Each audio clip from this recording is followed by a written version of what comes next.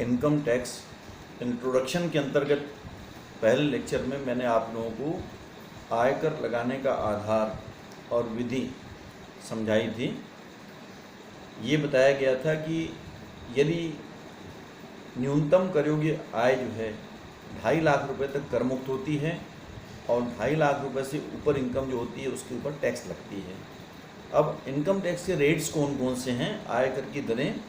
Finance bill 2019 जो कि गत वर्ष 2019-20 एवं कर निर्धारण वर्ष असेसमेंट ईयर 20-20 और 21 के लिए लागू होता है।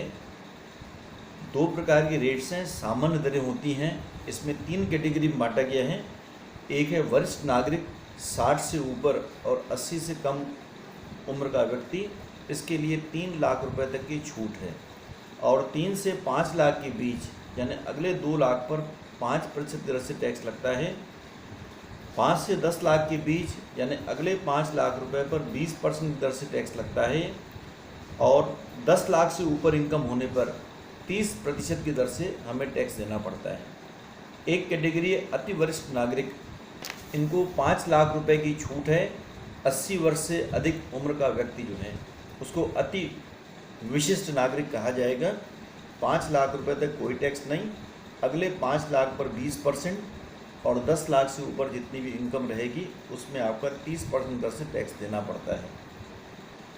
एक सामान्य इंडिविजुअल जो रहेगा, इंडिविजुअल पर्सन, उसके लिए जैसे मैंने बताया 60 वर्ष से कम उम्र का जो महिला हो या पुरुष 2.5 लाख रुपए तक किसी प्रकार की कोई टैक्स नहीं लगती। अगले 2.5 लाख पर यानी 5 लाख रुपए और 2,50,000 के बीच 5%, अगले 5 लाख रुपए पर 20% और उसके आगे जो रहेगा 10 लाख से ऊपर इनकम पर 30% दर से टैक्स लगता है। ये सामान्य दरें हो गई। विशिष्ट दरें हैं, धारा 111 ए में वर्णित अल्पकालीन पूंजी लाभ पर 15% दर से टैक्स लगता है। आगे पूंजी लाभ चैप्टर में इसको क्लियर किया जाएगा। लॉन्ग टर्म कैपिटल गेन जो दीर्घकालीन पूंजी लाभ होता है उसमें 20% दर से टैक्स लगता है। और आकस्मिक आय जो रहती है उसमें 30% दर से टैक्स लगता है। एक महत्वपूर्ण चीज़ धारा 87 ए की छूट है। यदि भारत में कोई रेसिडेंस पर्सन, निवासी व्यक्ति जिसकी कुल इनकम 5 लाख रुपए से अधिक नहीं है तो उसको देय कर में से 12,500 रुपये तक की कटौती धारा 88 से 87 ए के अंतर्गत प्राप्त होती है। ये हो गया इनकम टैक्स के रेट्स। दूसरा पार्ट आता है अधिभार। यदि किसी व्यक्ति की टोटल इनकम 50 लाख रुपए से अधिक और 1 लाख रुपए से कम है तो उसको 10% दर से सरचार्ज लगता है।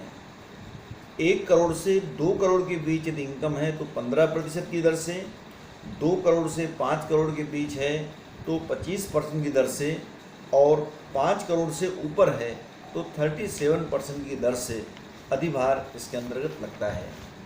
उसके बाद सीमांत राहत, कुछ परिस्थितियों में सीमांत राहत की गणना की जाती है और शिक्षा उपकर आयकर और अधिभार की दर पर दोनों का योग पर 4% दर से शिक्षा उपकर लगता है।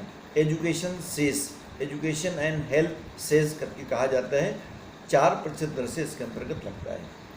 अब फाइनेंस बिल 2020 जो कि गत वर्ष 2020-21 या असेसमेंट ईयर 2021-22 के लिए लागू होता है, उसके लिए एक वैकल्पिक कर व्यवस्था बनाई गई है।